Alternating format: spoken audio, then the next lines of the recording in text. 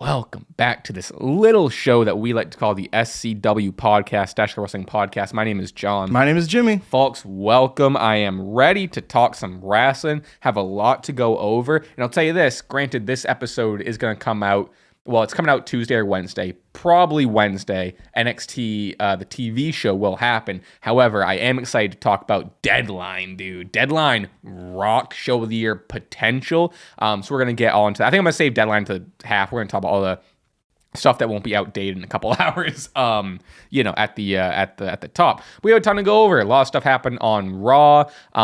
This is also our Saturday's Main Event predictions episode. And Jimmy, tell the people what's on the line this Saturday. On the line is the most prestigious title in all of podcast wrestling. It is the SCW Championship. I'm a fighting champion. I'm a newly crowned champion. We both went to Sweep City last predictions, Survivor Series, which apparently is the worst PLE of all time. I got one wrong. You got one wrong? I forget which one it was. No, I think you had to just root, because of confidence points, you had to root for the opposite men's, I believe. That's what it came down to. Keep going, but you might be right. Anyway, I became the new predictions champion. I'm currently reigning as the quiz champion, and of course, I am the Jimmer Continental champion. The Gentleman article, it's the winter of Jimmy. We are riding high. But yeah, I'm a fighting champion. Let's go. I have spoilers for Saturday Night's Main Event. I'm very excited for Saturday Night's Main Event. I know, it's looking like a fun show. And I guess like John, they're claiming John Cena booked it, which I like. I don't know how true that is, but I like the idea. I like living in that. So a couple plugs, which we should have talked about this before going on air, but I can at least guarantee there will be a stream Saturday Night's Main Event. We'll talk, I guess, after recording, and whether it's going to be a Stache Club, me and you here, whether it's going to be, solo individual ones, but I can at least guarantee there will be some sort of stream, Stache Club or Stache Club adjacent, whether that's on here or, this leads right into plugs, my channel, Jimmy's channel. Please hit my YouTube at John Moonsalt. Jimmy, what is yours? Jimmy from the Q.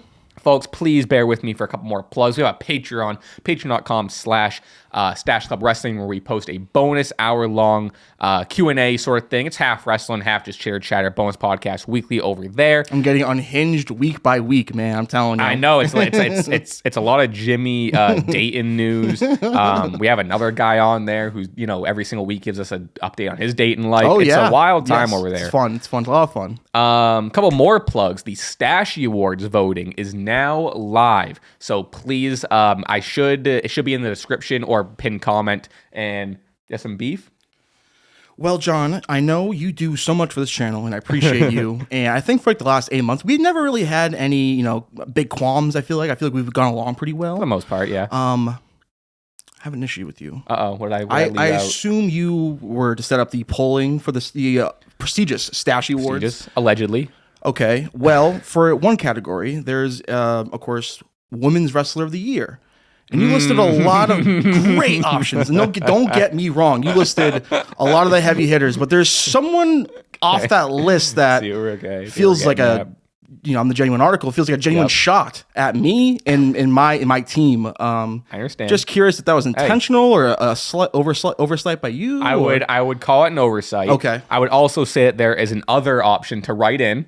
That's certainly what I did. Yeah. That's exactly what I did. But might have added a bad word in between Jade Cargill, but I will add her right now. Oh wow, there she is. She's right there, official. Does that null my vote though? It'll all count. I'm joking. But no, I'm glad you said it, because it was even like when I was listening, like spot of the year, whatever. It was hard to like kind of start to think of everything, of course, from the beginning of the year. But so Stache Awards coming up should be within the next couple of weeks. Obviously, a lot of planning is going into that. We're calculating votes and stuff. But it's exciting. I love the Stachies. This will be your first Stache Awards. I cannot wait. I usually rock a nice little blazer for this shit. You know what I mean? I have a suit. I tried it on recently. It's a little fat guy in a little coat, little situation. But you know what? It's kind of funny. And let me tell you. Work. So yeah, a lot of stuff going on the channel. All exciting stuff as we close out 2025. And what a year. This isn't going to be the reflection period. Not yet. That'll be a couple episodes of the year. But folks, with all that said, we have a lot to get into. We're going to dive right into Saturday's Main Event. We're going to just start with the biggest match, the biggest news, biggest everything we have officially coming off of SmackDown. It's going to be John Cena versus Gunther and John Cena's final match. There's a lot to discuss here. I think we're going to touch all kinds of bases of the internet still hating Gunther, people thinking he's the wrong choice, the match itself. I guess we can start from last night, the promo on Raw. Big Gunther comes out. He's like, "You're the greatest sports entertainer. I'm the greatest wrestler. You're a legend, John. I'm going to break you." Ugh. I don't know how you watch that promo and Gunther getting on the camera like, "I'm going to break you, John." Fire me up. I think this is the perfect retirement match. We say it all the time. Yes, was the result of the tournament a little obvious? Sure, yes, maybe. Obvious doesn't always mean bad. I think Gunther is. There are, I've been saying this all week, there are other correct and good choices that could have been here. Gunther is also a correct choice, and I think the best correct choice, right? But ultimately, I don't know if you want to start on who you want to win. You can dive in on the internet hating Gunther all of a sudden. But I think I'm curious. Like I said, SNME Predictions Championship on the line. Let's just start off. We'll do confidence points. John Cena versus Gunther. Who do you got and why? I know. I just simply don't know. It's a classic situation of the heart versus the brain. I do want to dive into the criticism of Gunther, though. Can I please? Start there? I would like to start there because I have so much to say about the fickle fans that just don't see the bigger picture, in my opinion. I don't even dislike a lot of people yearning for different options because I get it. The nostalgia nachos, look at me. I'm someone that eats them every day. I love classic old school wrestling. I love all the callbacks of the John Cena There are tour. still people, I've seen a lot of comments that people are like, no, he's not facing Gunther in his last match. Either one, people are like, Gunther's gonna be injured day of or something, and then Edge's music is gonna hit. I've heard people say that they're gonna pull, which I've heard this for the following weeks, that John Cena saying like, you know what, I have until Mania. I've heard all the coping. And that's no pun intended. And that's fine and all good and dandy. I wouldn't hate if something like that were to happen. It would be a huge moment and it would blow my mind. But at the end of the day, Gunther said in this promo last night that he is the greatest professional wrestler in the world. And folks, I believe him. He looked like he really meant that. And at the end of the day, for me personally, for someone that says that they're the greatest professional wrestler in the world, my number one thing is when I watch your matches, do I believe you? Do I get lost that I'm no longer watching this art form? I'm watching an actual struggle. I'm actually watching a battle. And Gunther personifies that. I cannot wait for this. This is, again, the greatest professional wrestler versus probably the greatest entertainer of all time. Yeah. There's so many dynamics. And then even to extend that conversation of like, oh, I've seen so many people have these theories, whatever. I don't know who's going to win this effing match. I have no clue. Yeah, it's obviously the tradition, and John Cena, I think, is a very traditional guy in this sense, is the legend goes out looking at the lights, but and I've seen this argument, and I see where people are coming from, is John Cena would be the exception. If there's anyone to win their final match and go out on a high note, it's John Cena. However, I don't think, not to allude to who my pick is, but I don't think John Cena wants that. Again, there's been throughout this whole year, it's been like, what calls are Cena making? Cena's saying he's not making the calls. We don't know. It's a tough one, to the point of, which you had a really good point about, Gunther's matches and whatever. I don't know. I don't understand. And, wrestling is subjective. You don't have to like everything. I get it. But there are certain things you can't just deny. I don't understand people saying, like, he's a boring wrestler, he sucks, or whatever. Gunther matches are a war. All the chops and the brutality and Gunther's emotion that he expresses. I get a call back to when he lost the world title to CM Punk. I could be wrong, but that was the first time he bled on the main roster, at least to my knowledge, right? But at least to that degree, even, I think at least I can guarantee. There was a moment where he saw his own blood and he got scared. He got shocked.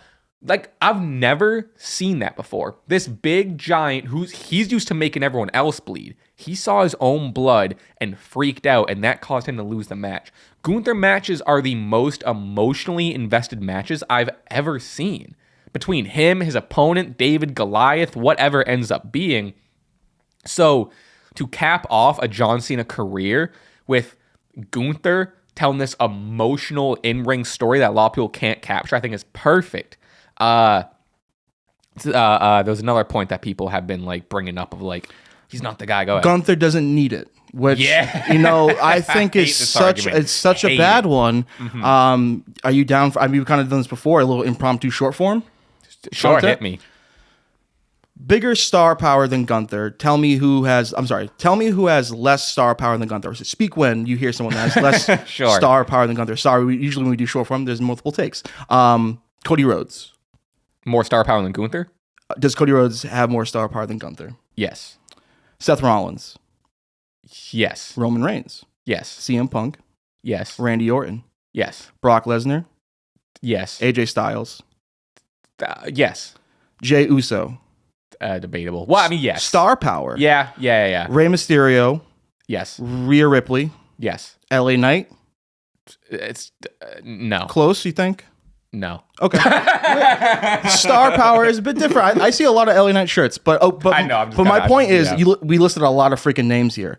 And LA Knight's not far away. I kind of was joking. LA Knight's not crazy. I also far have away. Bianca, and I'm sure there's people I'm missing. Bianca's not far away. Because I think Bianca's probably bigger. Yeah, I think so. You know? And Gunther's star power. He has everything else. I think if you have maybe him, here's the thing too. Another thing that's thrown out is age.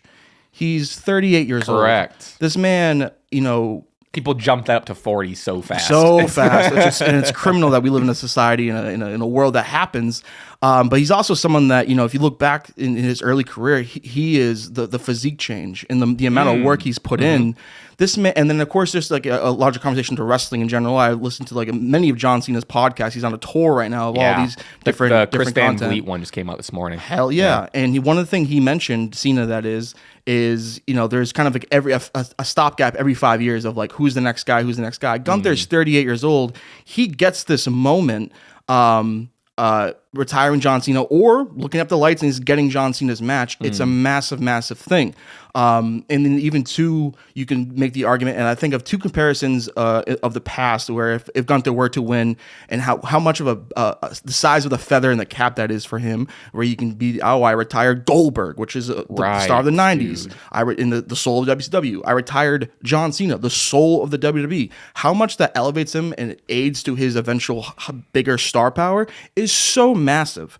And I had a larger point to end that. I know I have like so much stuff to talk about. It's really insane. Do you think Gunther should go on to? I like this retirement thing. I like that he retired Goldberg, like he retired Cena. Would you like him to also like retire Randy, retire AJ? There's a lot of names that are expiring soon. AJ Styles, Randy Orton, Brock Lesnar in Minnesota would be a phenomenal last match for him.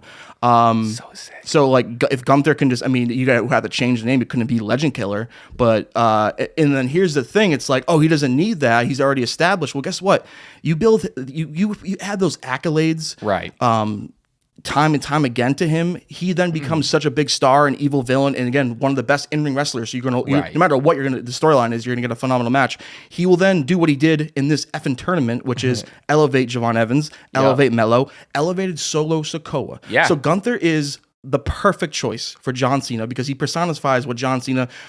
Debatable, which like I hate to say that because so many people will fight against this point of John Cena put so many people over in his career, and then also the point I was getting to of like the similarities in the past where it was maybe not the most best. In the most sexiest decision at the time, but business-wise, it made the most sense. Chris Jericho becoming the undisputed champion, beating Rock and Austin the same night. How many times have we heard Chris Jericho bring up the fact that he beat Rock and Austin the same night? Yeah. And then two, I don't know if you agree with this. I think many people don't, but Brock Lesnar ending the Undertaker streak made the most sense, and they did such for the business decision of it and what they did after. It was the absolute right move. I get why they did it at the time. Again, I get why they did it. I think in hindsight 2020 is a whole other thing. Yes. Hindsight 2020, I don't think it was the right decision. Okay. But not to get into that whole argument. But I see your point. I see what you're saying. That's debatable, but like you can't argue that Brock Lesnar it was a massive moment. Milked the hell out of it with the t-shirts, Paul Heyman saying that every time. It really added to Lesnar, and Lesnar had a stretch of a run after that for like 5 years where he was, the champion almost every day. So Gunther can just have these feathers in the cap, and it will elevate him from, again, a guy that was like, again, probably 15th on the star power list. Then maybe, again, John Cena's leaving and then other guys are leaving. Make Gunther the guy. Yeah, I don't understand this desire for people to have a cap on achievements, especially a guy who's 38, which is young in the look at the main event picture in WWE. Gunther's a spring chicken compared to the main event scene. I don't understand the cap of accomplishments. I've made this argument on Twitter. I don't want to rehash it too much, but if they had this mindset with a young John Cena, Randy Orton, Brock Lesnar, I'm sure there's even other stars, like the Attitude Era lasted, I don't know, like it was very short time. The Rock's height of his career was only what I would just say 3 to 5 years, whatever it was. Steve Austin, like 4 to 5 years, right? Exactly. And like he's the biggest star in pro wrestling. So I don't understand this like cap on achievements. I think, and I've talked about this before, I think this is an instance where people are nowadays wrestling fans are so business coded, and now like every single wrestling fan now watches wrestling in a half business sense, in like a when you talk to a modern day wrestling fan, most of the conversations are like, who do you think should go over? Oh, I think they should put the title on this. It's very rarely, I can't believe Vince McMahon was the one behind it all the whole time. You know what I mean? So I think people are getting that thinking misconstrued with like story. And we were talking about this off pod. It's the second you got here, we're kind of like immediately chatting about Gunther and Cena. Mm-hmm. Gunther is the biggest heel in wrestling right now. Like, sure, Dominic Mysterio gets his boos or whatever. He's kind of a tweener around. Doesn't matter. Gunther is like the very classic 80s big monster heel that is going to be dominant and whatever. And people aren't liking that. Perfect. I think people are thinking they don't like him because of that, like, modern day wrestler thought. They really don't like him because you don't want him to see him beat Cena in his last match. Of course you don't. That's the point. Yes. You're not supposed to want this massive, dominant guy retiring everyone. And he's, Cena is everyone's hero. Of course you're going to be upset. I want Cena to win the match, as a fan. I never give up. I feel like I do and not to gas myself up, this is the right way to do it, but I feel like I do a pretty good job of when we're on stream or watching whatever, when I'm watching wrestling, I do watch it as like I'm rooting for my favorites and whatever. And then we get on here and we analyze, and I get into my like, podcaster, wrestling fan, businessy guy, right? Yes. But I think, so the point being, I'm going to be rooting for John Cena the whole time too. Another thing I had was, you can't just build up the faces, right? You can't just have, putting a Carmelo Hayes or an LA Knight or whatever and projecting them into stardom is great, whatever. It's a great rub. But there's no Hulk Hogan without Iron Sheik. There's no Rock without Stone Cold. Or there's no Stone Cold without Vince McMahon, or vice versa. You know what I mean? There's no John Cena without Randy Orton and Edge. You need this massive, Iron Sheik of a heel. James Bond villain. Sure. And it's like, and people complain all the time, and I am one of these people. WWE doesn't have stars anymore, or they have a lack of stars, especially once the old guard retires in a Cody Rhodes, Roman Reigns, CM Punk, Seth Rollins. Like, we're getting close to the old, AJ Styles is leaving in 2026. We need the next generation. So you have to build up these new guys, despite how young or old they are. If they are new guys, like Gunther's still going to be in the company for like 5 to 8 years. He's still be on top. You need to build up these villains just as much as these like good guys. Heel champions are always more fun or whatever than the babyface champion. Cody's been killer at it. He's an anomaly. But yeah, it's I don't know. It's still shocking to me how upset people are. I totally, and I think it kind of goes to a kind of sheep mentality of like, we're seeing, me and you are seeing these takes on the internet, and like the people that are having these takes are seeing it on the internet, and kind of like a snowball effect, and like it's the negativity kind of, misery kind of breeds loves company, whatever. I think people do also get caught up of things of like, this is the passing of the torch moment. What the hell?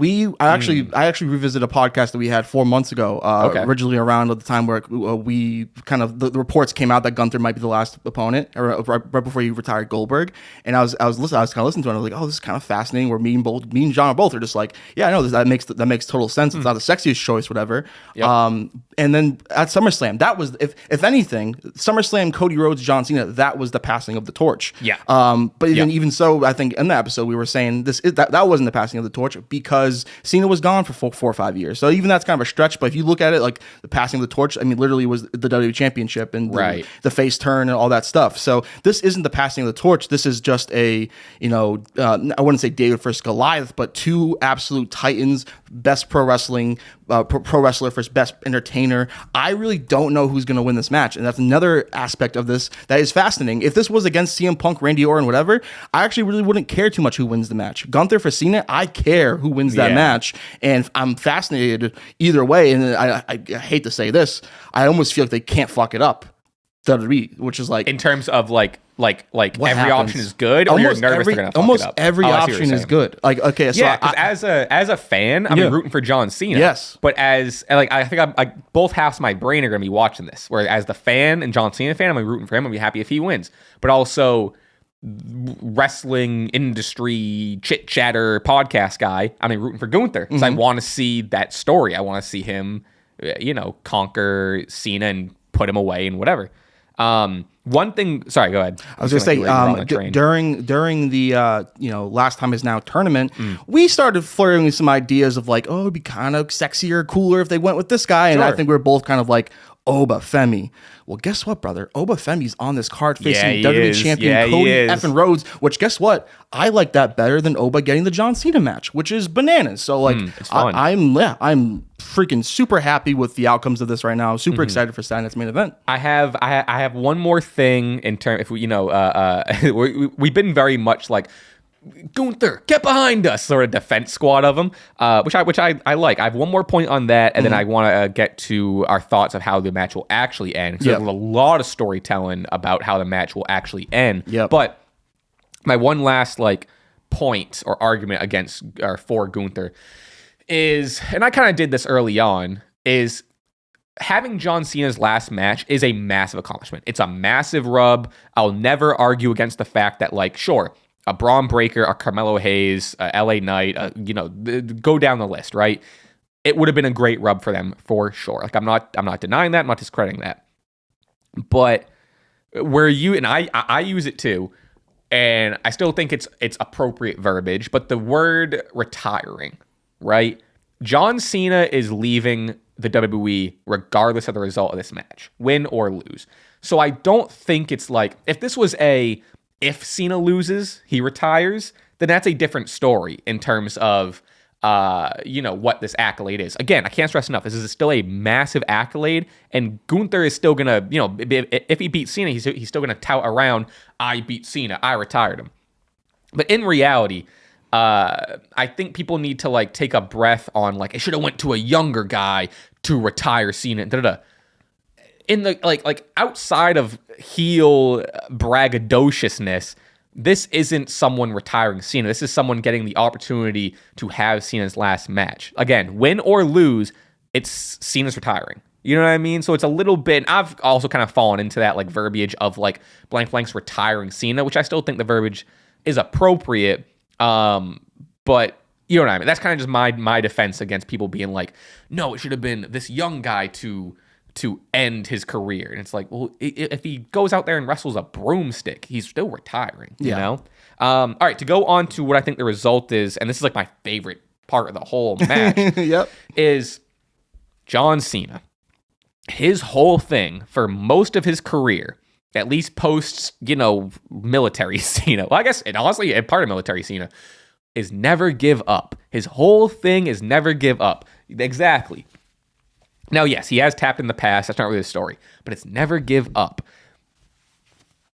Gunther is going into this as a submission technician, right? He locked in his version of the STF to win this tournament. He said, Cena, watch how I win this, right?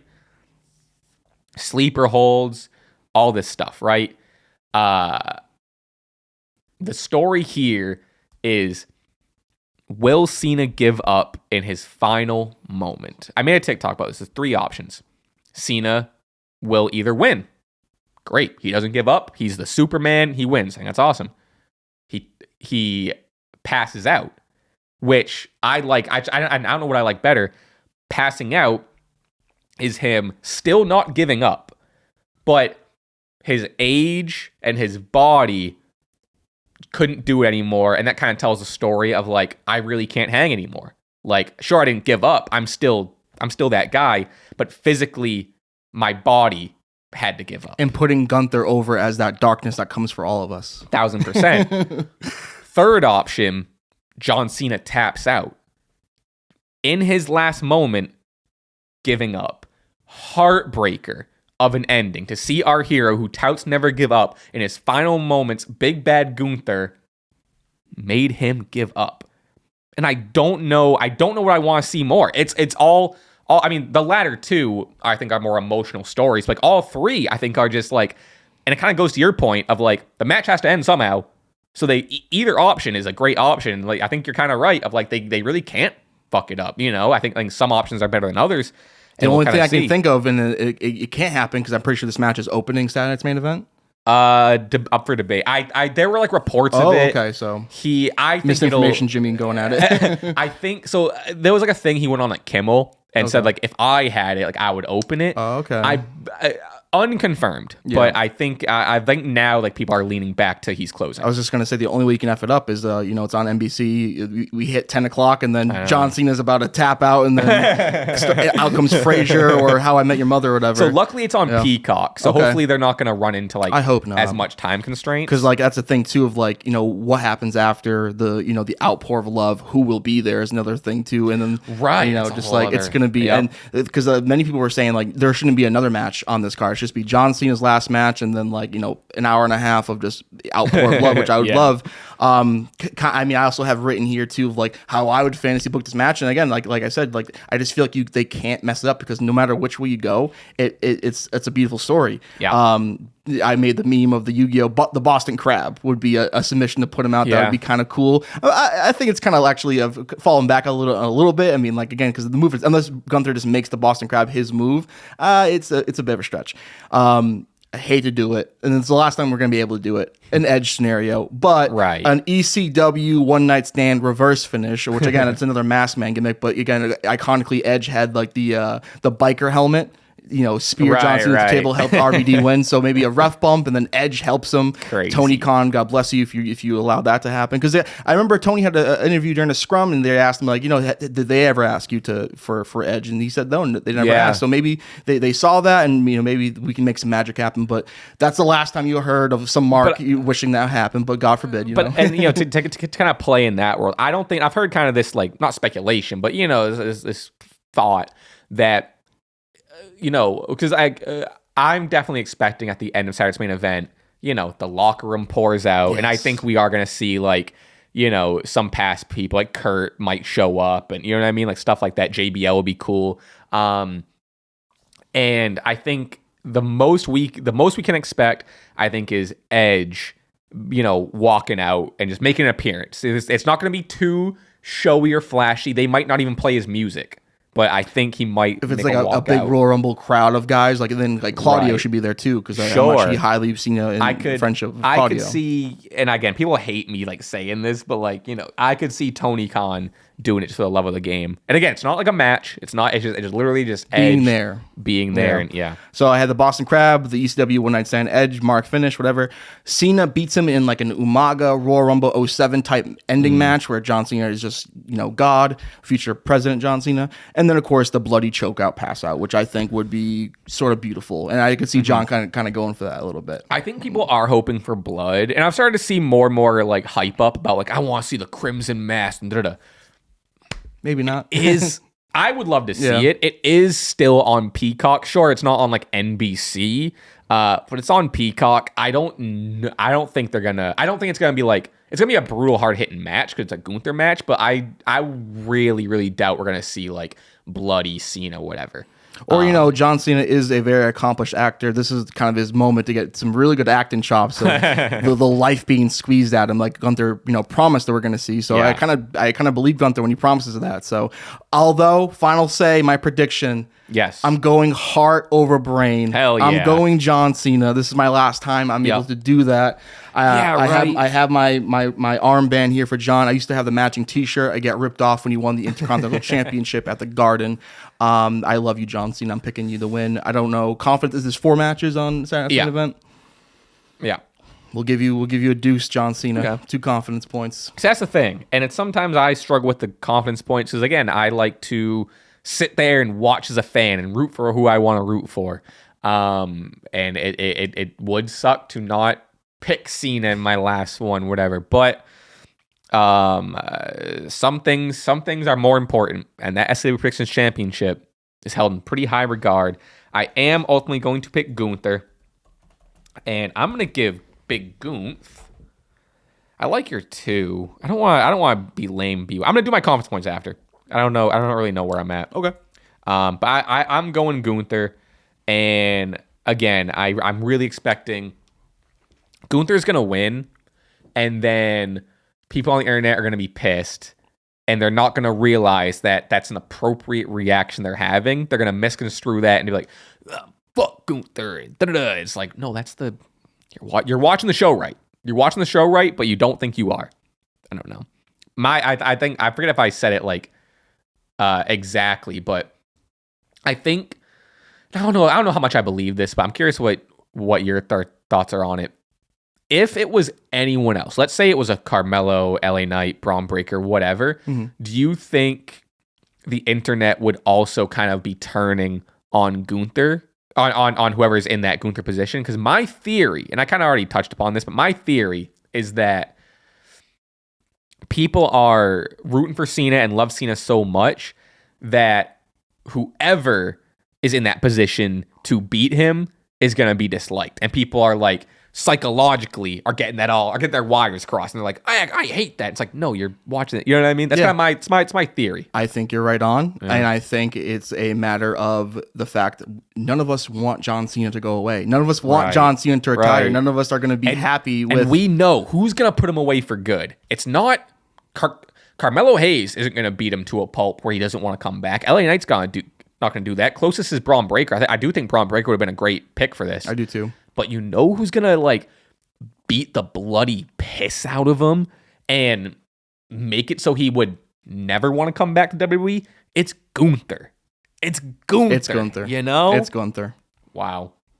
All right, folks, that's the show. I could talk for the rest of the episode about, you know what I mean? I just feel like it is unpredictable too. I really don't know who's going to win that match. And it's another element of just like, let's effing go. I can't wait. And like, what would be like the safest? I mean, and this would be a ridiculous way to book a wrestling show, but like, what is the safest option? To avoid internet scrutiny and fan displeasure. CM Punk, I think, would universally be like, oh, that's like the one. Someone be in his place. Yeah, like the least amount of flack. Orton, but like another Randy Orton John Cena match. I don't know. I think I'm actually not like loving that. I wouldn't. I mean, again, I'm someone.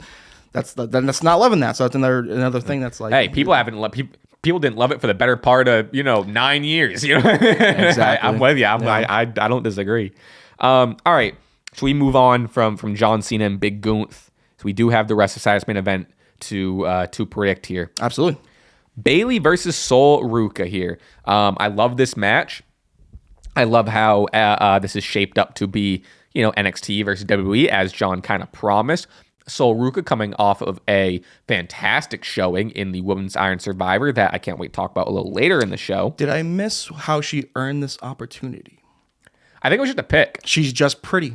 Because if I'm JC Jane, I'm a little upset because I'm the NXT Women's Champion. You have Oba there, who just beat Ricky Stache. Congratulations to Oba.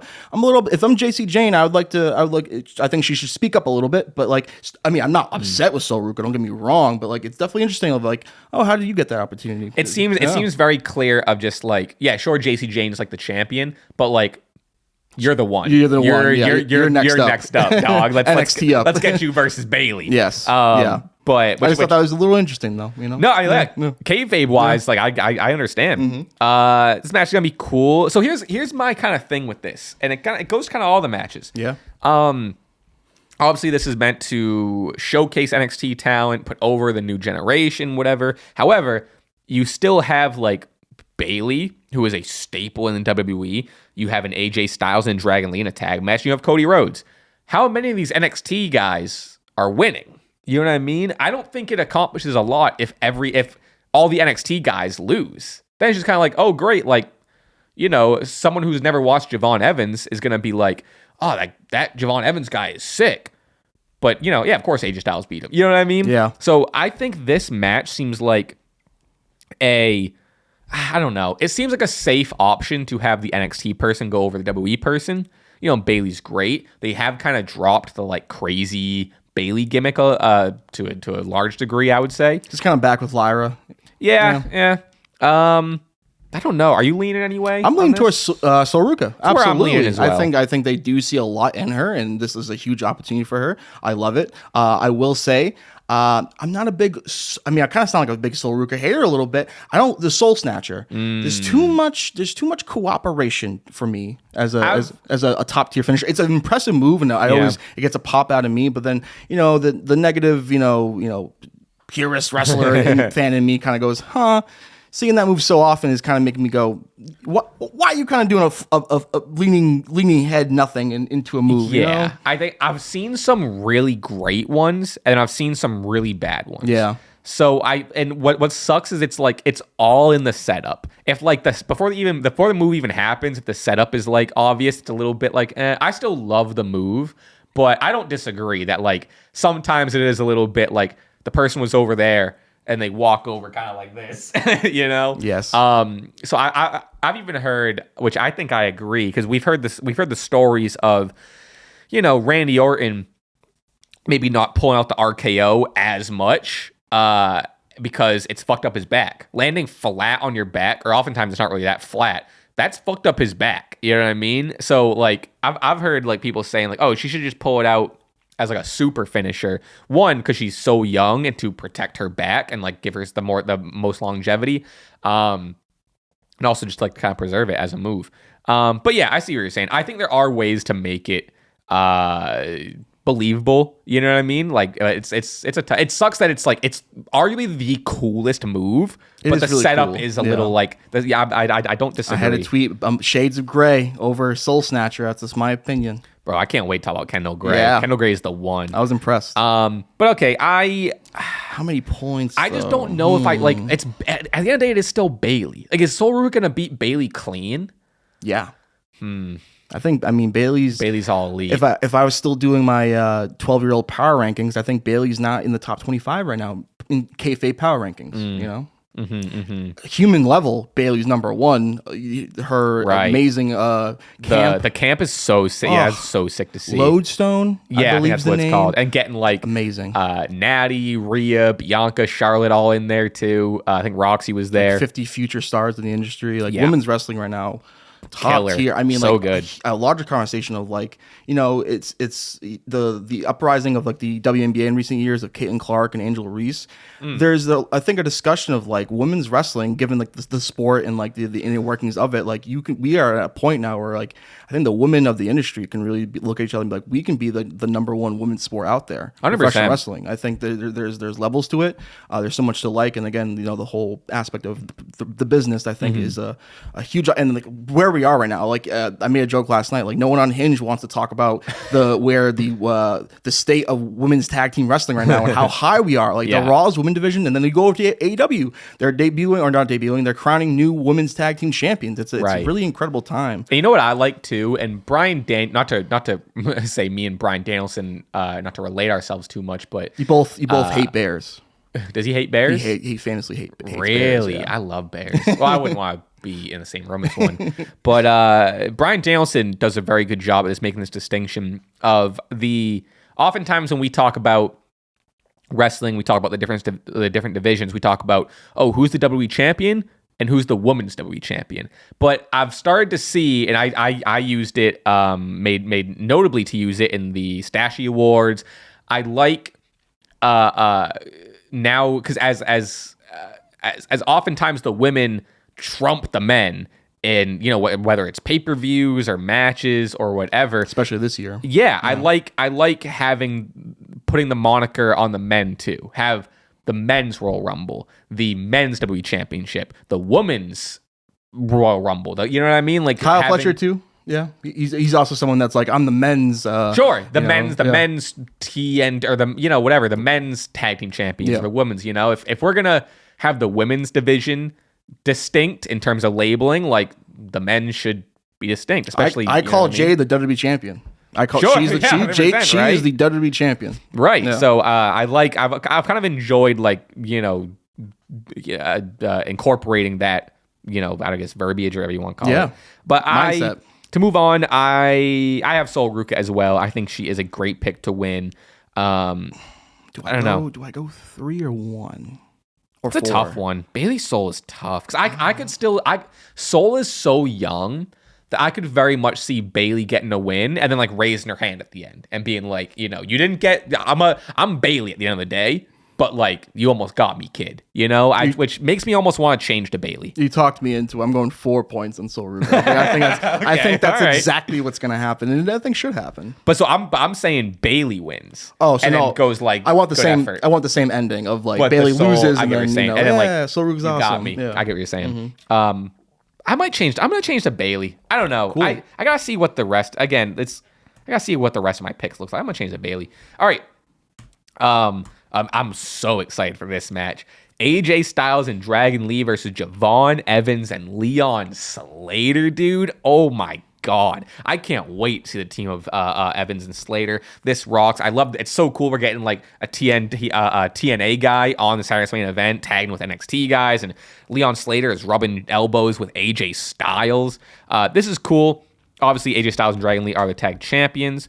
This is an instance where I think the main roster takes it. AJ Styles and Dragon Lee are on such a tear. Their match last night with the War Raiders, while it wasn't pretty. It was messy, a little bit of a car crash, but I think that added to it. It was like exciting. It made it entertaining for sure. Yeah, it rocked. It felt like a prove yourself match for the War Raiders, who we haven't seen in a while. So, right. And a little sloppy in some ways, but again, larger than life.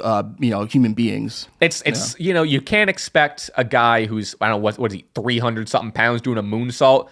It's not going to look pretty all the time, or him jumping off the ropes, or and some inside baseball stuff, like with the conversation of like the lack of house shows and reps too. I think that there could be a couple instances in that match where it's like, oh, these guys aren't working as much type thing. But maybe I don't know if I'm as much on that side of thinking. But you're right, we haven't seen the War Raiders in a little bit, but they've been training with. We saw Max. They've been training with Maxine. We've seen them at main event too. I think on Raw when we went. Oh yeah. So like they are there, but they had a video package, and I couldn't help but notice a lot of the highlights were them on main event, which I'm like, yeah, not a good look. But who do you got with this? I got AJ Styles and Dragon Lee tag champs. I also have AJ Styles, Team AJ Lee. Team AJ Lee. I do love Javon Evans and I do love Leon Slater, who both had great showings in the Iron Survivor. Yes, dude, that match rocked. I'm kind of and I don't mean to kind of rush things or whatever, but I would really and so many people love them as a team, but they're both so phenomenally good against each other, and I just think they're both stars of the future. Evans and Slater. Yeah, I kind of don't have a fixation on them being a tag team for too long. I think this is a one and done. Well, they've been kind of friends and buddy-buddy alliance together for a while. I'd like to see a turn soon, I think. Because I think if you look at them as a team right now, as a duo, a lot of people do. I think Javon is the Shawn Michaels, Jeff Hardy, where I think Leon Slater, the guy in TNA, is kind of the Matt Hardy, the Legitimacy, like kind of.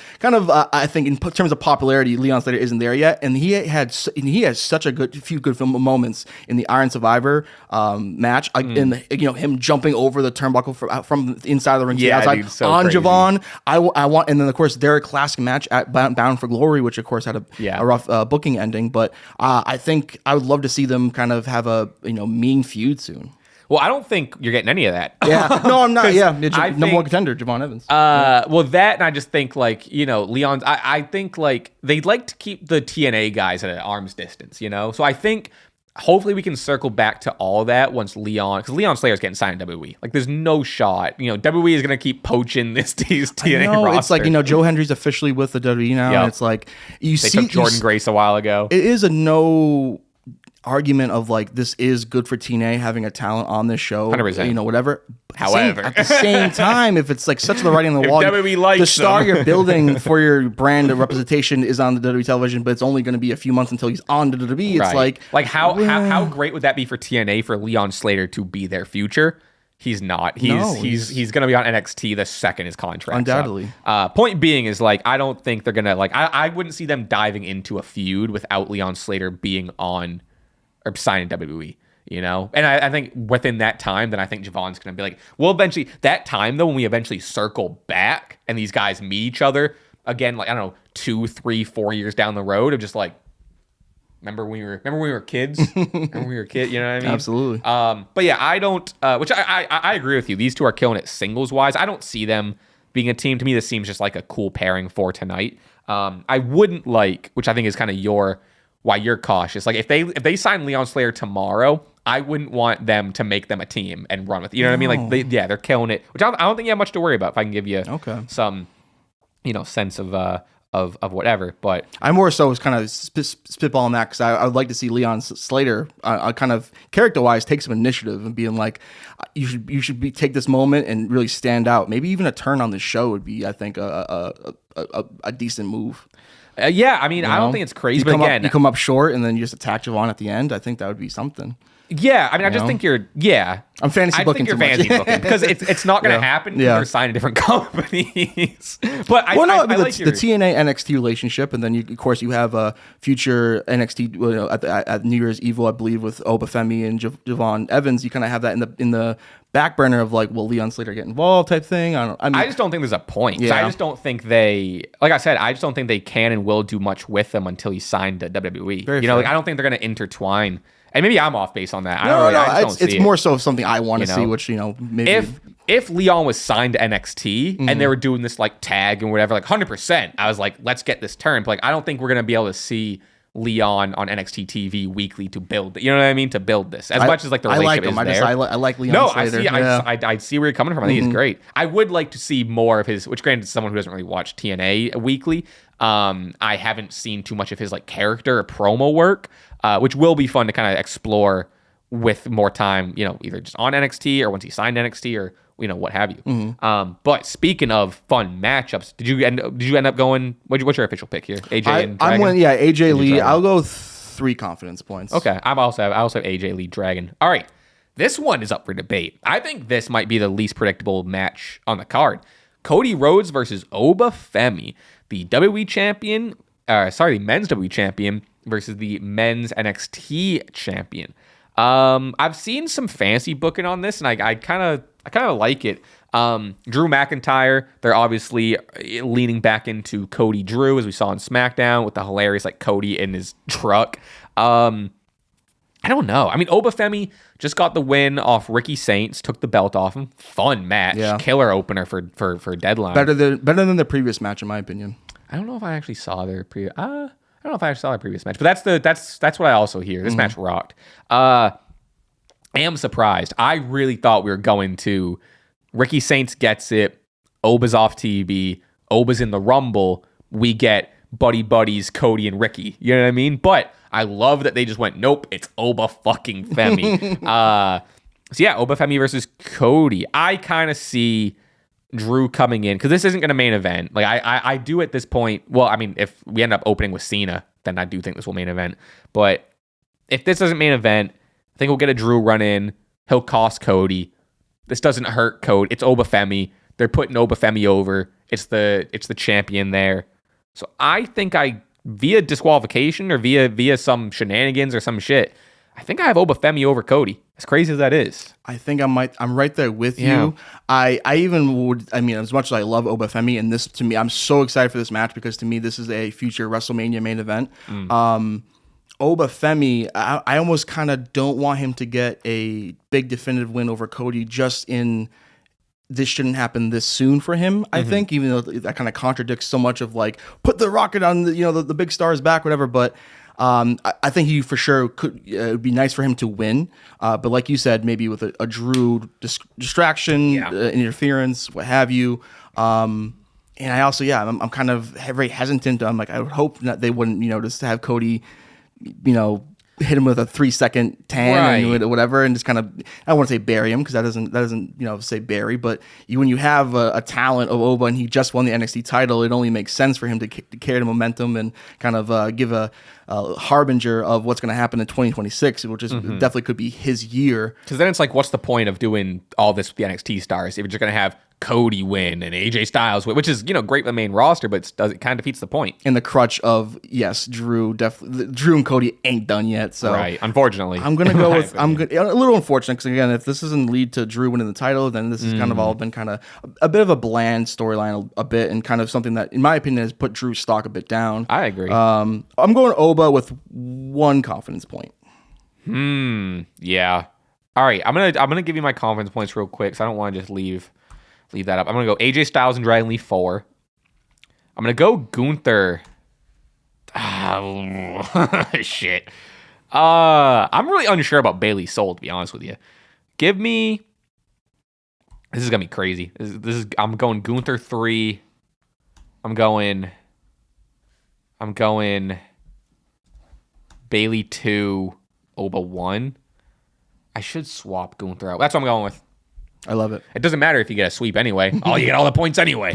All right. Well, that is Saturday's main event. Again, folks, this Saturday, the SCW Prison Championship will be on the line. Jimmy will be defending it. And we will have an official announcement. Again, can promise some stream. Like I said, whether it's Stache Club together right here, or we are doing individual streams on our own channels. We'll, kind of get a official word on that. So be on the lookout for socials for that. If you want to see some grown men cry while watching wrestling, I think it might be your wheelhouse. Watch our stream or the Stache Club stream. Okay, we have some stuff on Raw. We also have Deadline. We're already like an hour into the show. We're at 50 minutes. Long Gunther Glaze sesh. That was awesome. I know. I kind of want to go to. I mean, we covered a lot. Like a lot of what. There's a lot to go over. What do you feel like talking about? I think we can do Raw. You want to go Raw? All right. Let's get Raw. Let's get Raw. Not much in terms of too much to chatter about in terms of like, implications, this and da. But I fucking loved Io versus Kairi. Io versus Kairi rocked an unadvertised Joshi banger, dude. These two are killer. The chemistry is obviously so unreal, and just like I was hyped to see this, unexpectedly start Raw, and I was like, oh shit. Obviously you have Asuka at ringside, you got Rhea at ringside, we're still kind of pushing the tag division, but this is just a great wrestling match. I had a ton of fun. Just happy to be alive, happy to watch Raw. So, I mean, just a great, phenomenal match. And again, of course, headlined by the women who are just, dominating this year. And they put on a really good show. I'd say this individual story it's kind of dragging a little bit. But we are in the dog days of December where things kind of are in the back burner. This is the hottest month for WWE wrestling, pro wrestling wise, whatever. December blues, if you will. I don't know why. And this might be my old paranoid brain, but something about Rhea Ripley's vibe last night. I don't know if I trust her, John. Io Sky is our golden child, as many of us, the fans, know. Something about her vibe last night, and it's completely just me saying it. Although there was another person that responded to my tweet that was like, I also kind of felt that too. I don't know. I think down the road, Rhea versus Io is going to be phenomenal, whether it's a big turn or whatever. But Rhea wants to beat Io eventually because she never has before. That's still there. That's never going to leave. I didn't see anything personally yet, but I fully think maybe I think they're gonna win the tag titles first, and then maybe once they lose it or something, then we'll kind of start to get the classic you lost us this match. No, you lost us. Mania 42. You think? Bro, that rocks. I mean, there's enough time. There is. We have. You get through the Rumble. Those two can have the tag titles. Wouldn't even need the world title. No. Yeah. It'd be. I mean, I'd love it, but it wouldn't even need the world title. Yeah. interesting. Another WrestleMania match: Logan Paul versus Rey Mysterio. I know. Well, Logan, which I'm curious what. So Rey Mysterio versus Finn Balor was advertised all the way back to last week. Yep. And Logan Paul comes out, attacks Rey. Which I'll tell you what, it took, planning wise, we needed Bronson Reed and Braun Breaker, promise backup. And then Logan Paul needs some brass knuckles, all to take down my fucking 5'6" goat dog. Oh my God. But then, Ray gets beat down with brass knuckles. I guess we're leaning all the way back into like Ray Logan, whatever. And then we didn't get Ray Finn. So like my speculation is someone's hurt. I think either maybe Finn wasn't cleared, maybe Ray wasn't cleared. That's just me speculating. Like I haven't heard anything. Like, but why else would you do that angle? Why would they advertise this match a week ahead? I was looking forward. I couldn't wait for Ray Finn. I thought it was gonna be great. Yes. And, I get the angle, like sure, but like why? I don't know. To me it screamed, oh, someone's not cleared. We promised this match. We need to pivot. Yeah, that's what it said. But I, kind of just speculating here. And then we got the first masked man appearance of the night. And now people are now speculating like that's a different guy. Oh, that's different. I'll tell you what. First thing I looked at was that dumper. Yeah. First thing I looked there? at. It was there. Okay. But I started now that Austin Theory is in my head, I'm looking at this guy and I'm like, yeah, it's Austin Theory. Especially like the way we saw a second appearance later, the way he stood, I was like, Theory. Now people are saying, no. He's moving different than we first saw him. People are really on board. Montez Ford, which I love. Yep. I think that'd be so sick. I think both options are good. He was posting some kind of like cryptic stuff not so long ago too. So I mean, this also I've seen theories of like theories of like it being multiple guys at different times, like different guy in the cage, different guy here. I also kind of thought to myself and you're gonna hate this, Sean. This is some Jimmy from the Q fantasy booking, but even though if it's actually physically not the person in the mask, right? I think this could also be Seth Rollins. And I mean that's why else is he using a stomp? Why is it and like why is he using a stomp? And like so kind of like the backwards thinking of like, oh, he's doing the stomps to make for us to be like, oh, they're trying to make us think it's Seth Rollins, which it's not, but it actually is Seth Rollins. Reverse psychology. And then even more so, which is it gets very Russo-esque. This gets very convoluting booking. You're gonna hate this, and everyone's gonna hate this, but I gotta get it out. So talk it out. Even the Breaker breakup was now the Ruse 2.0. And on January 5th, Braun Breaker could win the world title, and then the Masked Man reveals to be Seth Rollins, and Braun Breaker goes, "Here you go, missed you." Whoa, hands in the title, missed you, Chief. That's also. I mean, hey, I don't know. It's wacky. I'm not instantly pushing back because I don't know how likely it is. It's probably not. It's probably not. But like the whole. Because again, I was watching the Masked Man, attack Ray, and I was like, mask on mask violence, and then I was kind of getting a negative, like, oh man, I'm kind of like over this already, like screw this. But I'm like, you know what? If they were to do something crazy like that could be really mind blowing, and then. It really pissed me off actually because like just how like the convoluting of like he took a spear, he took tsunamis, whatever, and like maybe kayfabe wise they was like to recover from that injury actually, and maybe he might because I've seen him do interviews and of course he hates football this week because the Bears lost and whatever, but Rollins kind of said like he might be cleared right around Mania time, and there was many reports that he was supposed to main event with Roman, so if you can kind of squeeze out of a storyline where it's like okay Seth is finally cleared for Mania. We won't know until a few weeks beforehand. Maybe do this Masked Man storyline for milk it as long as we can, and maybe reveal it be Seth freaking Rollins. Yeah, I mean that's especially the conversation people have been having of the benefits of having a masked man is you can tease a masked guy doing stomps at Seth Rollins' size while Seth still takes 2 months to be clear. You know what I mean? I see what you're saying. And then so to kind of circle around this Ray stuff, LA Knight comes out with just the latest save. The guy's already dead, and he comes out and I got you, Ray. Yeah, it's one of my least like. This is me getting into my like they don't. I miss the old days, whatever. But like, God, how come none of the faces are friends? How come none of the faces, like faces don't save anyone anymore? Back in my day, if Ray was getting beat down, Batista. Edge, Whole locker room. and the whole locker room's out there. You know what I mean? And then even Taker's even out there. And then even later with what happened to LA Knight, which like that was a humiliation ritual if I ever seen one. What the hell was that all about, John? I thought the show ended, and maybe you were on stream, so maybe it might have been different for your perspective. But like for me, I was watching on Netflix, and the show kind of ends, and like LA Knight kind of f's off after getting beat down after the match. It was a with weird Logan. ending. And then like right when like Paul Heyman was grabbing the mic, it went to commercial, and it kind of to me as a viewer, it kind of felt like the show was over. Paul was even like, even if you end the show, I'm still gonna be here talking. Yeah. So then we went to commercial break, and then I kind of like kept Netflix on just because like whatever I was tweeting, whatever. Yeah. The comes back, and I'm like, oh, we're getting more of a promo. Braun Breaker promo was phenomenal though. So all right, let's talk. Yeah, let's go. Let's go all the way. So we can talk about everything. Let's go all this. We're gonna circle back to other stuff, but go all the way to this led to Logan Paul defeating LA Knight. But like kind of cool that we got like a Logan Paul LA Knight main event. Like, he's been wrestling every Logan Paul's wrestling kind of every week a little bit, which I like, dude. He's phenomenal. Yeah, we got the second Masked Man appearance in this, again another attack of LA Knight, which is how Logan Paul got the dub. He dips again, and then we kind of get to what you're talking about, where they go off, they go off, they come back, and then Braun Breaker, dude. I think this one's even better than last week's. You know, he comes out and he's like, at this point, he just has his sights on Punk. Well, he had sights on Punk last week, but sights on Punk even harder.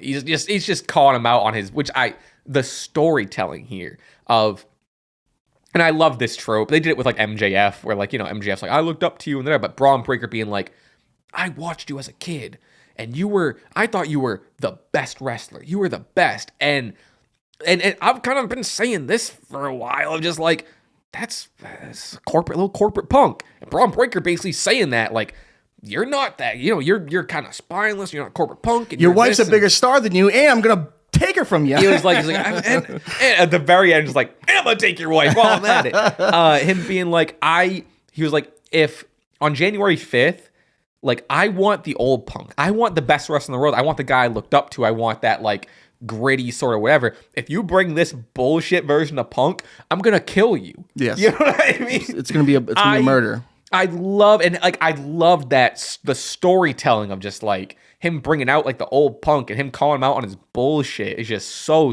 good. I'm sorry, go ahead. No, keep going. The high pitches in his voice, the conviction, the emotion. I was like, even the kind of cliche, oh, you're drug free, but you look like a crackhead line. That was crazy. To me, it was a weak line. It wasn't a cliche. A great line. I've heard that before with Punk a bit. Like, but hearing crackhead on, I was a little bit whoa. I love crackhead as an insult. That's kind of like a word only the Rock's allowed to kind of use. Yeah. Braun Breaker using that, I thought it hit. It was good.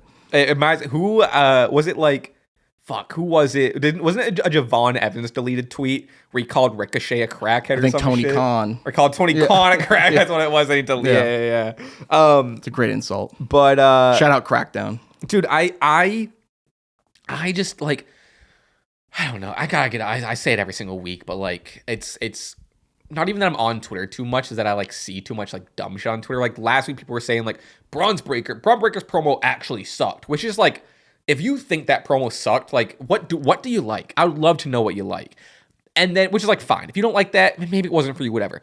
Then for this promo, which I haven't seen, I don't know if people like this or not. I loved it. But if you think this wasn't an object, like again, and I think sometimes I can get a little worked up, and you know, like I know wrestling is subjective, whatever.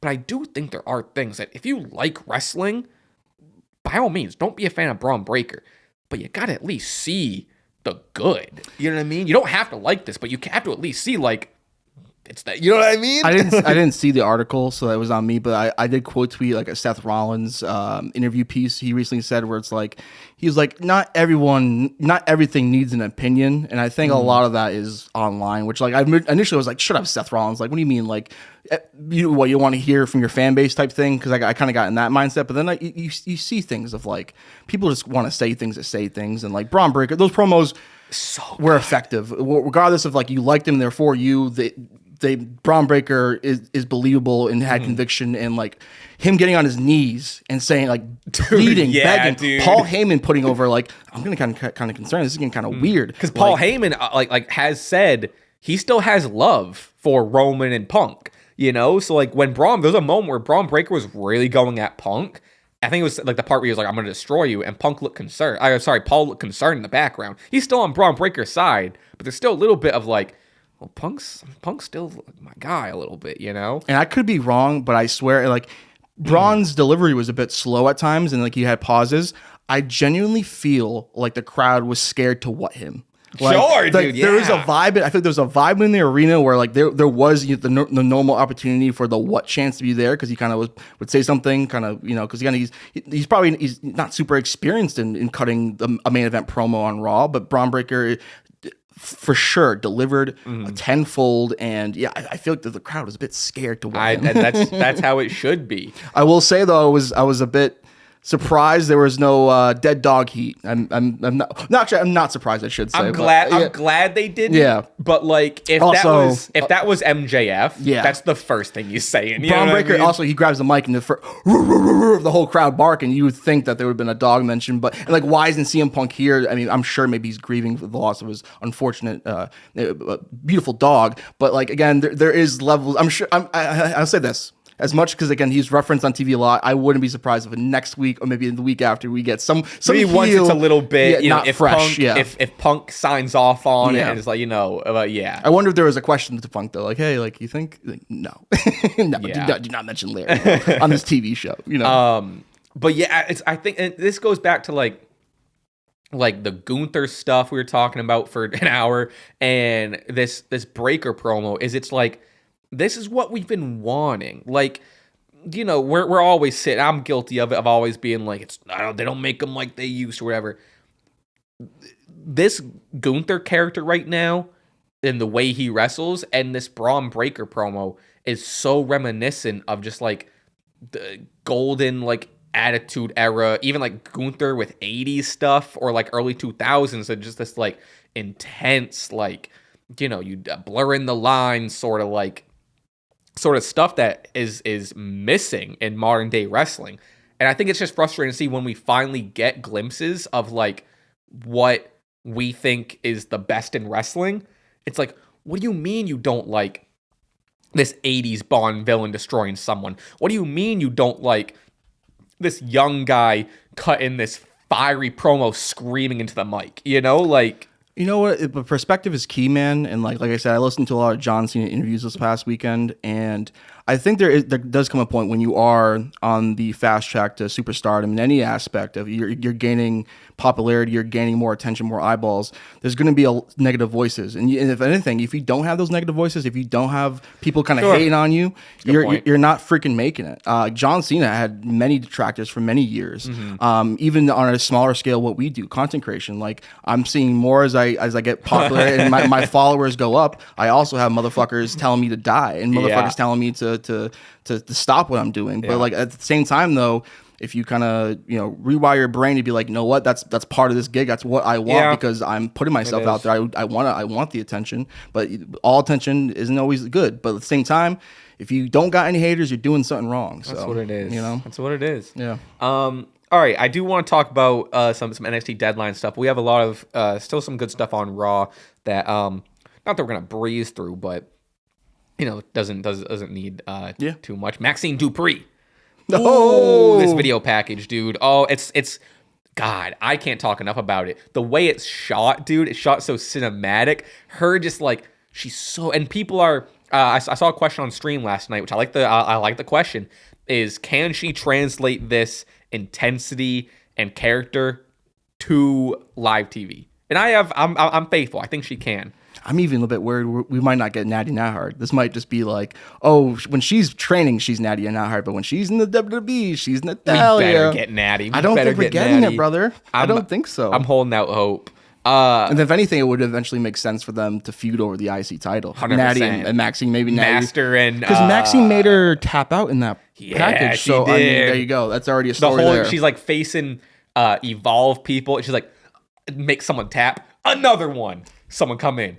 Another one. Holy shit. And then finally, dude, the reveal of Natty being like, make me tap. Or whatever the fuck she said. Like, now I'm your. And then like, eventually making Natty tap. Her getting up ends the promo with, again. Dude, I'm fired up. I fucking love this. I'm getting ahead of myself, but I'm already fantasy booking a Maxime Dupree UFC stint. Let's go. That's what we're building towards. Yeah. I can't say enough good things about it. I'm very excited to see. I think we're gonna get maybe one more vignette, and then hopefully we can kind of get this translated to live TV. But like, geez, it's working for me. It's so fucking good. Again, like I can't express enough. Just like cinematically, it's shot so well. It's colored really well. Like it's edited to perfection. Which like I don't know why WWE doesn't do this sort of stuff all the fucking time. But we got it and it's awesome. We got some nice little story set up here. We have Stephanie Vaquer coming out, touting the dub over Nikki Bella. We got Nikki Bella coming out. So which I kind of thought we were running that back. Wasn't very excited for that. And then we got a Raquel Rodriguez coming out, which I think honestly is perfect. I don't think Stephanie shouldn't lose this belt. Raquel isn't going to beat her. It's a perfect opponent. It's someone that can lose, but it's someone who is built up so well. She's improved so well. Again, maybe Raquel Rodriguez up for a nomination in Most Improved. I don't know if she might have to be a write-in. I forget if I add her or not. Maybe I'll add her. I might have voted for her. Maybe. Yeah. I haven't put my official votes in yet. I still gotta do that. I'm still kind of working my way through. And then you kind of have some more storytelling of in the back. Liv was like, hey, that's like, cool and all, like, great, but why didn't you tell me? Liv Morgan has had her eyes on that title. Like, what the hell? That's there's turmoil there starting. I like this. I like this a lot. I think Stephanie and Raquel are going to kill it. I said last week, I want Raquel Rodriguez to have a world title in 2026. This could be the start of it. Maybe not so soon, but I think a very interesting matchup between her and Stephanie. I love her just running over Nikki Bella and treating her like a freaking speed ticket or something. Love the classic, home. They're in Kansas City, so of course Raquel rocks the Texans gear. Where the Texans beat Casey, ended their season. Sick. Okay, cool. And just like, man, I hate to be to come off as like a simp or whatever, but like women's wrestling, dude, like fucking rocks. Give them their own show. Yeah. At this point, they could pull it off. I'll tell you what, Evolution is a strong contender for pay-per-view / event of the year for sure. in Staches. I clicked off. And then we got Roxanne Perez defeating Lyra Valkyria. Again, not too much in terms of like, I don't have much dissection of this, but bro, they let these two technical demons go out there and have a match. Like Lyra, we know is like technically proficient and she's really good in the ring, always very consistent. Roxanne, especially with her new like heel character, I think oftentimes might not, especially since being on the main roster, might not be allowed to get into her like real technical graps bag. Not here. These two were fucking grappling. I love this. I thought this match was really, really fun. There's a lot of good wrestling on this Raw, Blessed to watch this show. Lyra, I think she is such a great babyface. She's so likable. You want to root for her, and thus, makes whoever she's in the ring with better. So, and Roxanne also great. So, hell yeah. That's so good. We didn't really touch upon the humiliation ritual of LA Knight. John, how many times have we seen? I did kind of forget. Yeah, we didn't talk about that. He gets attacked. He gets helped by the officials, and the camera just keeps following him. When do we ever see anyone get attacked and just nonstop camera? They realize, oh, he's still up, so they run out back to go finish the job. They go put him through a Slim Jim table. It's looking like whatever. They're over him, and it's looking like a done deal. You can't bury anymore than they already did. I thought the first time they attacked him in the ring was it, but right. It wasn't. I even tweeted like, "There's more." And then even after the backstage table spot where they throw this guy through a Slim Jim table, they realize, oh, he's still moving. And even to your point, when you brought up, where the hell is his friends? This guy has no friends. Man, like no friends zone. It's crazy. And then the comparisons of like, oh, this is kind of how they rid off Ricochet, and like, oh my god, like, is this the last we're going to see of LA Knight? Because then eventually they throw this guy on top of a car, and Bronson Reed jumps from 20 feet from the sky and hits him with a tsunami. Car alarms going off, and it's just I don't know if you picked up on this. I was crying laughing. No, I didn't, because it's like they were the car alarm didn't get set off on its own, so it's like they were trying to do it. and it's like someone just had like a fob in the background hit. So like Bronson Reed hits that tsunami, and then for like a minute and a half, the car starts going beep beep beep beep beep until like it's like someone was back there being like alarm button. Which button? They eventually, I think, kind of got it, but it was so funny after that, like brutal, just like bang, crash, boom, beep beep beep. That was cracking and like right up. before there was like a TV glitch, like the kind of Yeah, feed went I out. I don't was know like, what the fuck that what's was. going on? Maybe that was real or something. I don't know. Or maybe just trying to add to the moment. But It's tough for LA Knight fans. super tough. But then also just like a sick visual of that tsunami onto the car. Yeah. Very attitude era, ruthless aggression. Like I could see them if they still had the opening video packages that being in it. Yeah. But here's the thing. I said all this stuff. It's tough to be a Los Angeles Knight fan. That was a unreal burial. But I have to kind of circle back and kind of whisper a bit, though the arrow's pointing to it's over. Right. As the meme showed, this could set up a huge comeback. This could make you miss him. I mean, that's why like I'd be a wrestler's best friend as a booker, because my solution to everything is have him take some time off, have him come back, learn a new hold, and it's a new thing. So if this is the last we see of Los Angeles, this is kind of a goodbye, a la Ricochet, a la Karrion Kross. God damn, all that potential wasted. But I don't think so. I think this don't think he's leaving. This might be a early. secretly good thing for Los Angeles. Well, I started, those little reports like pop up on Twitter every now and again. I saw one thing that it's now a meme at this point where every single December it gets tweeted out. I don't know if it's a real report this time, but it's like, it says the following year, we're expecting a big year from Finn Balor. Yep. Every single year, it's like Finn Balor is going to be... Big singles push. Yeah, that's what it is. Like he was like the most tag team wrestler of all this year. And like, it just goes to show the reporting's not always, whatever. But I saw a call to report, call whatever you want, of... insiders are expecting a better 2026 for LA Knight. in TNA, for sure. Hey, we get Leon Slater. You get Eli Drake. I mean, he would be their Stone Cold. So, I mean he's a former Impact champion. So, it makes sense. Kinda Eli makes sense. Drake, baby. But yeah, it's tough to, That was a tough one to watch. It was. And where's the friends? Where's the cavalry? Ugh. All right, to wrap this up with NXT Deadline, again, hopefully this isn't too out. I mean, still great matches to talk about. Ooh, we still have our wrestler match of the week. I know my match of the week. I think I got mine both, yeah. Do I have my wrestler? I'll have to think of it on. Well, I'll spoil things here a little bit. My match of the week is the Women's Iron Survivor match, dude. This is one of the best matches I've seen all year. This is a match of the year contender for me. This shit, first of all, the Iron Survivor Challenge it's the perfect, crazy countdown stipulation. I love the penalty box. I love the concept of like winning pinfalls. You get the Iron Man, obviously, stipulation in that with the countdown. I love how fast it is. All of a sudden 5 minutes is ticking down. Then you have like the 10 or 15 minutes left at the end. The women went absolutely nuts. Kelani Jordan, Lola Vice, I think two huge standouts in this. Obviously Sol Ruka. I mean, the biggest standout is this names I haven't mentioned. Everyone looked fucking killer. Bro, Evolve champion Kendall Gray. Are you joking? Put the rocket on Kendall Gray, brother. Unreal. I'm investing all my money into the Kendall Gray stock. I can't say enough about this match. I love this match. Also my match of the week too. I hate the copy. And thankfully for you, mostly I'll say, I didn't watch the show live, but I saw a lot of the outpour and like just praise for this whole card actually. Yeah. And I'm like, you know what? I do a wrestling podcast. It seems like I can't miss that show. So I watched it yesterday. Phenomenal showing. I'm absolutely in love with this match type. It was kind of my first introduction. I admittedly have never watched fully, I think, an Iron Survivor match before.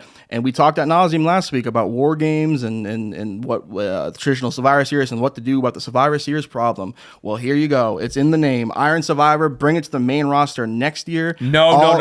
Keep it as far away from the main roster as possible. I see where you don't want something good ruined by the main roster by Triple H and maybe Shawn War Michaels. Games. There you go. So maybe you're right. Maybe there's already but then maybe bring War Games back to NXT. I'd be fine if they flip flop. You know what I mean? It is called Iron Survivor. It is Survivor Series. I really liked back in the day the championship scrambles and stuff. And this was kind of like an updated way better version. I love hockey. The penalty box was so fun. The storylines with that. They're fighting in the penalty box and shit. I'm looking forward to looking up past Iron Survivor matches. I believe what did Ricky win last year or Oba?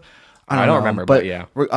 This women's Iron Survivor match was super good. The unpredictability, everyone being tied at one point with two, and then I love him.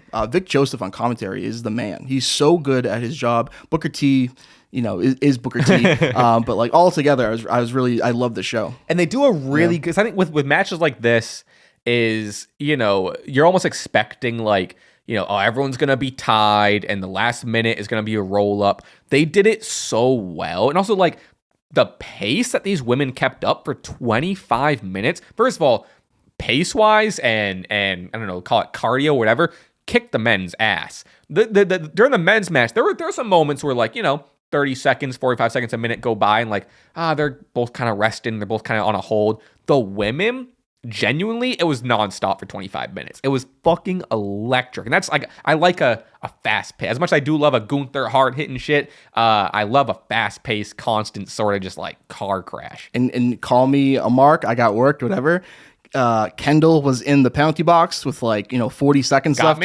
And there was only maybe 55 seconds left total in the match. I'm like, it's all tied up. She's not gonna get it. I thought it was gonna be Soul. She got it. It makes sense. Soul's gonna has most momentum, but yeah, totally. It was such a good match. Let me go to the men's Iron Survivor with Javon Evans getting the dub. Also, absolutely loved this. Again, I do think the women's was better, but that's not to say that this match wasn't also just a ton of fun, dude. Joe Hendry had a great showing in this. I love the presentation of Joe since signing. Obviously, Javon looked killer. Leon Slater, we were talking about at nauseum, not at nauseum, but a lot looked killer. Who am I missing? Deion Lennox. Sure, he looked great. Yeah. I thought great. Miles Bourne also looked great. I think this was a fun match, fantastic match. Yeah, I already mentioned the spot from Leon Slater of him just like so crazy. It's not nothing new, but just I'll never get over the athleticism it takes to just jump over the turnbuckle outside to the ring on your opponents, and it's just the massive amount of excitement and moves in this was really good, and in my opinion, the perfect right winner.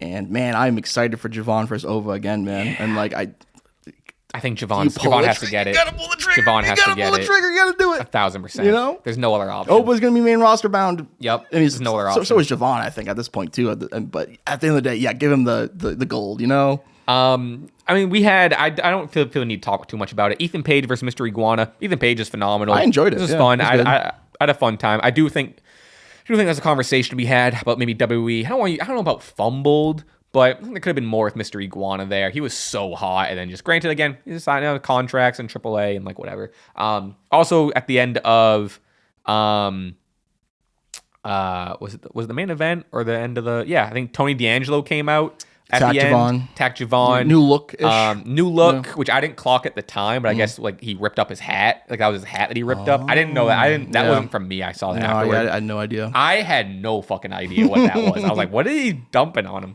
Like I said, I don't have too much to say about it. Tony D is great. I'm excited to see where this goes. I hope this doesn't derail, Javon getting the title, but star of the show, you're overlapping it. Shiloh Hill.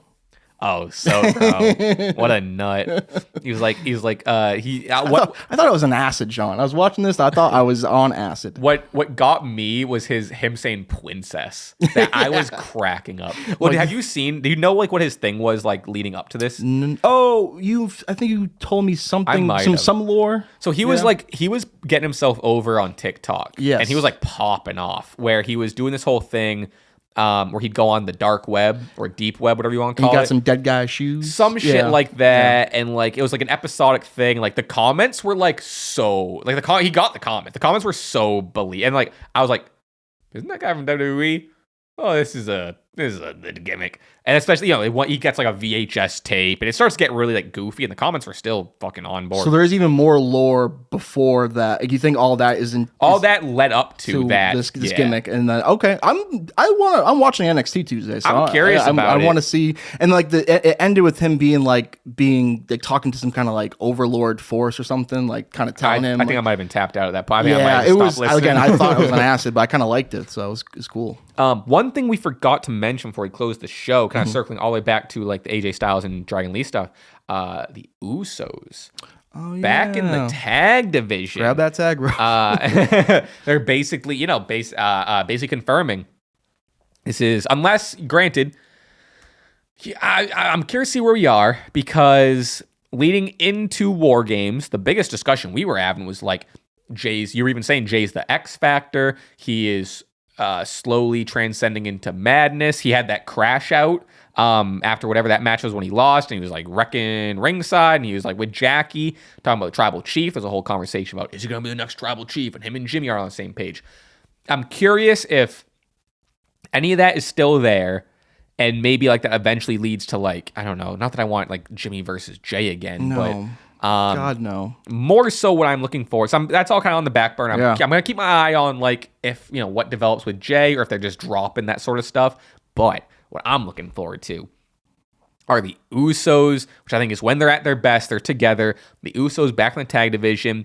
First of all, you have AJ Styles versus Dragon Lee with the tag titles they're going to come for. That match is going to rule.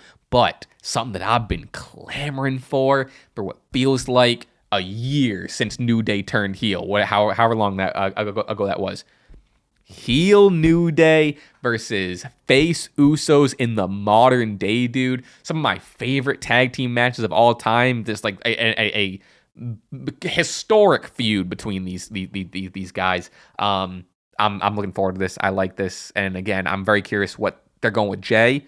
But like, let's be in the tag division for a little bit. I'm with it. It's not a terrible thing to run back The Rock and Austin of the tag team division. 100%. I mean, both these tag teams are in the WWE at least top 5 ever. So this, I mean, it's never a bad thing.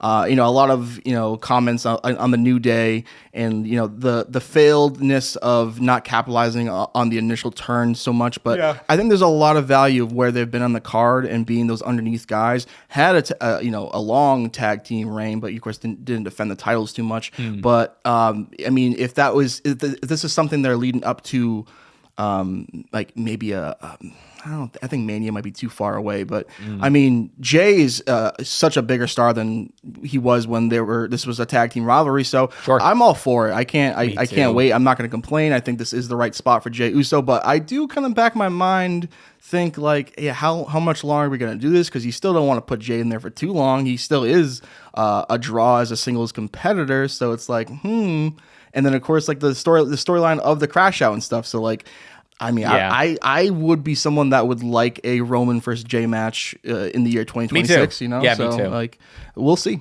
Just even for like the sake of, I don't think it'll be a 5-star classic. For the sake of the story of like, Tribal Chief stuff, and like, sure, people are sick of Bloodline stuff. But like, there's still good meat on the bones that you built. And maybe give Jay and Jimmy another chance, not at Mania, because that's way too much pressure. I don't want to see that at Mania, but at the Rumble, if just give him a step. Yeah, give him a step for sure. Yeah. Super kick match. Rikishi on a pole match. Yeah.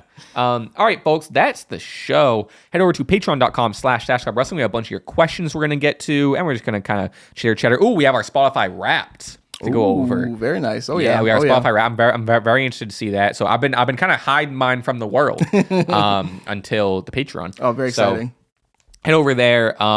Thanks for being here as always. Thank you for the support. Catch up on everything on the channel. Follow us on our individual stuff. All my stuff and Jimmy's stuff, including our YouTube channels, Instagrams, all that stuff is linked in the description. With that said, we can get out of here. We'll see you on the Patreon. And I got to pee, I'll tell you that. But bye-bye, everyone. Thanks for being here. Stay curious. Woo! We'll dive right in. We're going to start off with our Spotify Wrapped reveals. And then, did you see your YouTube reveal? Did you see that? I did, yes. We could even do that. Yeah. So, I loved him tagging with Ray and Sheamus, and it was a ball, and I had a good time. But, like, that could have been a way more pivotal point. I'm kind of mad that Liv Morgan decides to show up as soon as I get a girlfriend. I don't know how much you're going to love this one. And Jimmy would be Gooner T. Oh, come on. I'm not, hey, now, I am not That's that. crazy. I'm